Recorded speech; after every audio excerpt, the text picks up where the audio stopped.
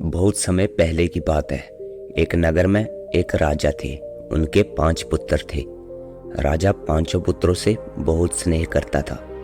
उनके पांचों पुत्रों में से 4 पुत्र बहुत ही होनहार थे, लेकिन सबसे छोटा पुत्र हर काम के लिए अपने भाइयों पर निर्भर रहता था, क्योंकि उसे लगता था कि उसके भाई हमेशा उसका साथ देंगे, फिर उसे चिंता करने की क्या जरूरत है।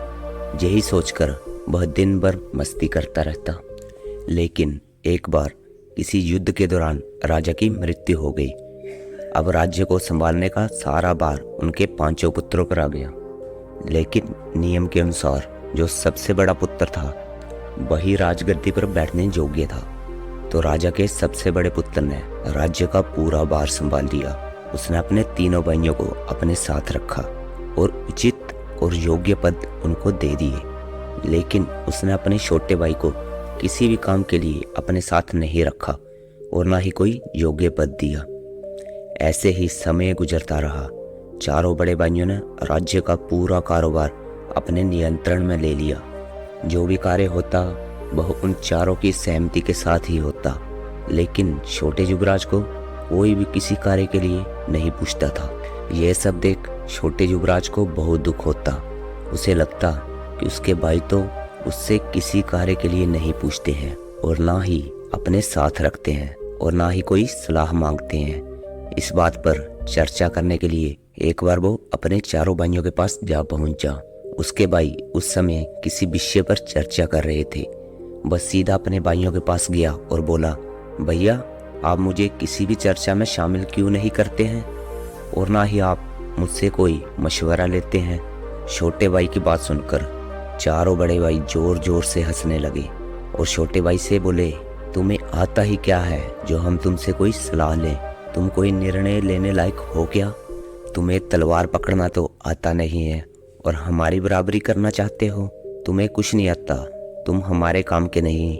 तुम्हें घूमने फिरने से ही फुर्सत नहीं है तो तुम क्या मदद करोगे हमारी? जब तुम्हें कुछ आता जाता ही नहीं है तो हम क्यों तुम्हें अपने साथ रखें? और तुम में ऐसा क्या हुनर है जिससे हम तुम्हें कोई सलाह ले? यह कहकर वो चारों बड़े भाई जोर जोर से हंसने लगे। बड़े भाइयों की बात सुनकर उसे बहुत दुख हुआ। फिर उसने सोचा कि जहाँ अगर मेरी कोई ज़रूरत ही नहीं है तो मैं यह नगर छोड़कर चला जाता हूँ। तो वह अपने मित्रों के पास गया और कहने लगा कि मैं यह नगर छोड़कर जा रहा हूँ, क्या तुम भी मेरे साथ चलोगे? उसकी बात सुनकर उसके मित्र बोले, नहीं नहीं, हम तुम्हारे साथ नहीं चलेंगे। आप खुद तो भूखे मरेंगे और हमको भी मरवाएंगे। अपने मित्रों की बात सुनकर युवराज को और ज़्यादा दुख हुआ और उसने सोचा, जब मैं जहाँ रहता था तो यह मेरे मित्र एक पल के लिए भी मेरा साथ नहीं छोड़ते थे, हमेशा मेरे साथ रहते थे। लेकिन आज जब मैं इनसे दूर जा रहा हूँ तो इनको किसी बात से कोई फर्क नहीं पड़ रहा। वह दुखी मन से एक नगर की ओर चल पड़ता है और चलता चलता रास्ते में एक जंगल में पहुंचकर वह फूट फूट कर रोने लगता है। उसने सोचा, जब मेरे साथ कोई है ही नहीं तो मैं जीकर क्या करूंगा? मैं अकेला कैसे रहूंगा? मेरे जीने का क्या मतलब है? यही सोचकर वह नदी की तरफ जाने लगा। उस नदी के किनारे एक महात्मा अपना आश्रम बनाकर रहते थे। उन महात्मा के चर्चे आसपास के सभी नगरों में थे। उन महात्मा के पास जो भी शिष्य आता था वह हर क्षेत्र में निपुण होके जाता। महात्मा अपने सभी शिष्यों को युद्ध की रणनीति सिखाया करते थे, जीवन की सच्चाइयों से रूबरू करवाते थे। छोटे युवराज नदी के किनारे पहुंच गए और वहां जाकर वह नदी में कूद गए। जैसे ही वो नदी में कूदे उन महात्मा को पता चल गया तो महात्मा भी तुरंत नदी में कूद गए और उस युवराज को नदी से बाहर निकाला। महात्मा उसको मूर्छित अवस्था में नदी से बाहर लेके आए। उनके वस्त्रों को देखकर कोई भी बता सकता था कि ये एक युवराज है, इसलिए महात्मा भी समझ चुके थे। तो फिर महात्मा ने कहा, युवराज आखिर आपके सामने ऐसी कौन सी समस्या आ गई थी जिसका समाधान आपको सिर्फ आत्महत्या नजर आया? महात्मा की बात सुनकर वह रोने लगा और बोला, गुरुदेव मैं बहुत अकेला हूँ, मेरे साथ कोई भी नहीं है। मेरा साथ मेरे भाइयों ने भी छोड़ दिया और मेरे मित्रों ने भी छोड़ दिया। जिस जीवन में किसी का साथ ही ना हो उस जीवन को भला मैं अकेले कैसे जी सकता हूँ? जब तक मेरे पिताजी जीवित थे तब तक वो मुझसे बहुत स्नेह करते थे, लेकिन उनके मृत्यु के बाद मेरे बड़े भाइयों ने पूरे राज्य पर अपना अधिकार जमा लिया और मुझसे कहते हैं कि मैं किसी काबिल नहीं हूँ। ऐसे तो मेरे सारे मित्र मेरे साथ रहा करते थे, लेकिन जब मैंने उनसे कहा कि मैं नगर छोड़कर दूसरे नगर में जा रहा हूँ, तो उन्होंने भी मेरा साथ छोड़ दिया और कहा कि अगर आपके साथ जाएंगे तो भूखे मर जाएंगे। अब आप ही बताइए गुरुदेव, मैं किसके लिए जीऊँ? मेरा इस संसार में क्या काम है? सबने मेरा साथ छोड़ दिया तो फिर मैं अकेला जीकर क्या करूँगा? युवराज की बात सुनकर महात्मा जी मुस्कुराते हैं और उससे कहते हैं कि युवराज, आपको किसने कहा कि हम संसार में अकेले नहीं रह सकते? और आपको किसने कहा कि आप में कोई काबिलियत नहीं है? आप अकेले रहकर वो सब कर सकते हैं जो आपके चारों भाई नहीं कर पाएंगे। महात्मा जी की बात सुनकर वो खुश हुआ और बोला कि कैसे गुरुदेव, क्या आप मुझे कोई ऐसी शक्ति प्रदान करने वाले हैं कि जिससे मैं अपने चारों बड़े भाइयों से सर्वश्रेष्ठ हो जाऊं? महात्मा ने कहा, मैं तुम्हें शक्ति दूंगा, पर इसके लिए तुम्हें मेरे साथ जंगल में चलना पड़ेगा। युवराज ने पूछा, जंगल में क्यों गुरुदेव? महात्मा जी ने कहा, आप मेरे साथ चलिए तो सही। इसके बाद महात्मा और युवराज जंगल की ओर चले जाते हैं। फिर महात्मा जी उसे कहते हैं, युवराज, आप इस जंगल में होने वाली हर गतिविधि पर अपनी नजर रखना और जो भी आप देखो मुझे बताना। सुबह से शाम हो गई और युवराज ने जंगल में होने वाली हर गतिविधि पर नजर रखी। सूरज ढल गया। इसके बाद महात्मा जी ने कहा, चलो आश्रम में चलते हैं। वह दोनों आश्रम की ओर चल पड़े। आश्रम पहुंचने के बाद महात्मा और युवराज ने भोजन ग्रहण किया। भोजन करने के बाद महात्मा जी एक एकांत जगह पर बैठ जाते हैं और युवराज से कहते हैं कि मुझे बताओ युवराज, आपने जंगल में क्या देखा? युवराज ने कहा, मैंने जंगल में पेड़ पौधे, पशु पक्षी सब देखा, लेकिन एक अजीब सा दृश्य देखा। मैंने देखा कि एक शेर अकेला था और उसके आगे हाथियों का बहुत बड़ा झुंड था, लेकिन हाथियों का इतना बड़ा झुंड देखकर भी शेर नहीं घबराया। लेकिन जब वो शेर हाथियों की तरफ बढ़ा तो सारे हाथी तितर बितर हो गए और शेर ने एक हाथी का शिकार कर लिया और वहां बैठकर मजे से उसे खाने लगा। दूसरा दृश्य मैंने यह देखा कि एक छोटा सा पक्षी बाज, उसने एक बड़े सांप को अपनी चोंच से उठा लिया और ऊंचे गगन में उड़ गया। और सबसे हास्यजनक बात तो ये थी कि शेर और बाज दोनों अकेले थे और बाकी सब झुंड में, फिर भी उनका कोई कुछ नहीं बिगाड़ पाया। शेर पूरे जंगल में राजा की तरह घूमता है और बाज पूरे आकाश में राजा की तरह उड़ता है। ये बात सुनकर महात्मा जी मुस्कुराते हैं और कहते हैं, बेटा, अब तुम्हें कुछ समझ में आया? अब मैं तुम्हें जो बताऊंगा मेरी इन बातों को ध्यान से सुनना। बेटा, जंगल में बहुत सारे पक्षी होते हैं, लेकिन बाज उनमें सबसे अलग है और बहुत अद्भुत है। जैसे कि तोता बोलता तो बहुत है, सब उसे बहुत प्रेम भी करते हैं, लेकिन बाज जो हर समय शांत रहता है वो आकाश में सबसे ऊपर उड़ता है और उसके अंदर आकाश को छूने की क्षमता होती है। जब भी बाज शिकार करने जाता है तो वह अपना एक लक्ष्य निर्धारित करके जाता है कि उसे उसका शिकार करना है। वह उसी पर अपनी नजरें गड़ाए रखता है, चाहे वह कितनी ऊंचाई पर क्यों ना हो और कितना भी तूफान क्यों ना आ जाए, वो अपने लक्ष्य से नजरें नहीं हटाता। वैसे ही शेर भी झुंड में किसी भी जानवर पर हमला नहीं करता। वो भी पहले अपना लक्ष्य निर्धारित करता है कि उसे किस जानवर पर हमला करना है और वह उसी पर ही हमला करता है। शेर कभी भी बिना किसी योजना के हमला नहीं करता, वो पहले अपना लक्ष्य चुनता है और फिर हमला करता है। शेर और बाज की तरह हमें भी अपना ध्यान एक ही लक्ष्य पर चुनना चाहिए, फिर चाहे कितनी भी रुकावटें क्यों ना आए, हमें अपना लक्ष्य स्पष्ट दिखाई देना चाहिए।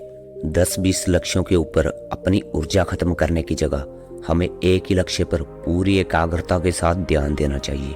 लेकिन अक्सर क्या होता है, जैसा लोग बताते हैं वैसा ही हम करते जाते हैं और समय के साथ हमारे लक्ष्य बदलते रहते हैं और हम कभी भी किसी एक लक्ष्य पर नहीं पहुंच पाते।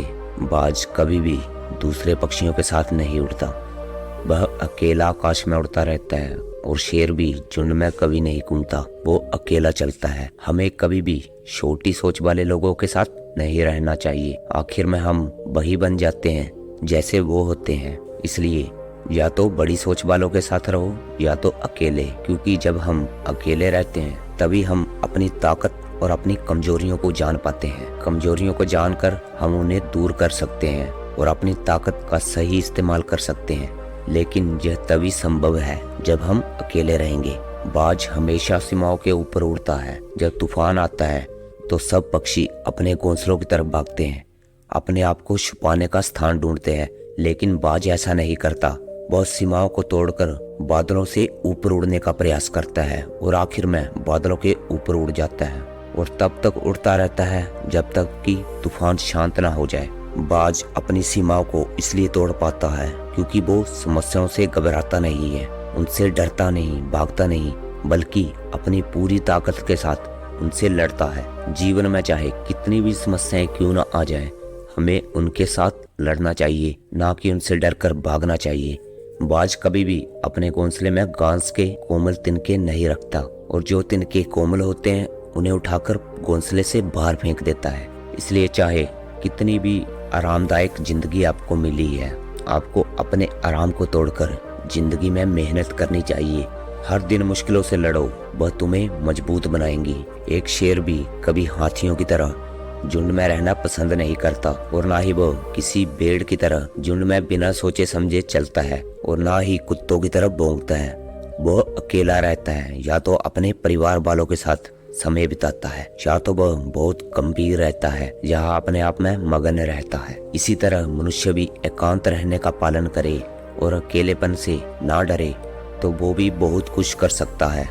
जबकि झुंड में रहकर लोग एक दूसरे के आदी हो जाते हैं और कुछ भी नहीं कर पाते हैं। इसलिए अगर आपको इस दुनिया पर राज करना है तो आपको भी अकेले ही चलना पड़ेगा, अकेले ही मेहनत करनी पड़ेगी। बाज की उम्र 70 साल होती है, लेकिन वह 40 की उम्र में ही बूढ़ा हो जाता है। उसके नाखून उसके पैरों में घुस जाते हैं, पंख शरीर से चिपक जाते हैं, उसकी चोंच मुड़ जाती है, उसका शरीर भारी हो जाता है। ऐसी स्थिति में शिकार करना तो क्या, उड़ने की भी हालत नहीं रहती। ऐसे में दो विकल्प होते हैं उसके पास कि वो खुद को ऐसे ही स्वीकार कर ले और भूखा प्यासा मर जाए, या वो 6 महीने तक एक बहुत दर्दनाक प्रक्रिया से गुजरे और खुद को मजबूत बनाए। लेकिन बाज तो बाज होता है, वह दूसरा विकल्प ही चुनता है। वह एक पहाड़ पर जाता है, अपने सारे पंखों को नोच नोच कर निकाल देता है, अपने पंजों को पटक पटक कर अपने नाखूनों को तोड़ देता है, अपनी चोंच को पत्थर पर मार मार कर तोड़ देता है और ऐसी बुरी अवस्था में वो 6 महीने तक उस पहाड़ पर रहता है और अपने नए पंख और चोंच पंजे आने का इंतजार करता है। और 6 महीने बाद फिर वह अपनी नई जिंदगी शुरू करता है और फिर अपने शिकार के लिए निकल पड़ता है और फिर से अगले 30 साल के लिए वो राज करता है। इसलिए समय आने पर हमें अपनी पुरानी यादों को छोड़ना पड़ता है, कुछ नया सीखना पड़ता है, समय के साथ बदलना पड़ता है, नहीं तो हमारा कोई भी फायदा उठा सकता है, हम पीछे रह सकते। इसके बाद महात्मा ने कहा, हाथी झुंड में रहते हैं, उन्हें एक साथ चलने में हिम्मत मिलती है, लेकिन जैसे ही उन पर हमला होता है वो सब अलग अलग हो जाते हैं, उनमें कोई भी अपने साथी का साथ नहीं देने आता। इसलिए हमारे साथ कितने भी लोग क्यों ना खड़े हो, हमें किसी पर भी यकीन नहीं करना चाहिए। अगर यकीन ही करना है तो खुद पर करना चाहिए। बुरा समय आने पर सब लोग साथ छोड़कर चले जाएंगे। शेर किसी से नहीं डरता, वह अपनी चुनौतियों का सामना करने के लिए तैयार रहता है, फिर चाहे अंजाम जो भी हो। अगर हम भी किसी चुनौती से नहीं डरते तो वो चुनौती हमसे डरना शुरू कर देती है। आपके सामने कितनी भी चुनौतियां क्यों ना आ जाएं, आपको उनके सामने जाके शेर की तरह दहाड़ना चाहिए। एक शेर जब दहाड़ता है तो 8 किलोमीटर तक आवाज जाती है, कोई जानवर उसके आसपास तक नहीं आता। लेकिन जब एक इंसान चुनौतियों को डराने के लिए दहाड़ता है तो वो चुनौतियां कई जन्मों तक उसके पास तक नहीं आती। इसके बाद महात्मा जी कहते हैं, युवराज तुम्हें सब समझ में आ गया होगा। युवराज कहते हैं, हाँ गुरुदेव, मुझे सब समझ में आ गया। इसके बाद वह युवराज उन गुरु के पास रहकर युद्ध के सारे गुण सीख लेता है। वह इतना निपुण हो जाता है कि वह अपने चारों भाइयों से लड़कर अपने राज्य पर अपना अधिकार जमा लेता है और सुखपूर्वक अपना जीवन व्यतीत करता है। तो दोस्तों, आपको इस कहानी से क्या सीख मिली, अपनी राय कमेंट करके जरूर दें और ऐसी ही मोटिवेशन कहानियाँ सुनने के लिए हमारे चैनल को सब्सक्राइब करें।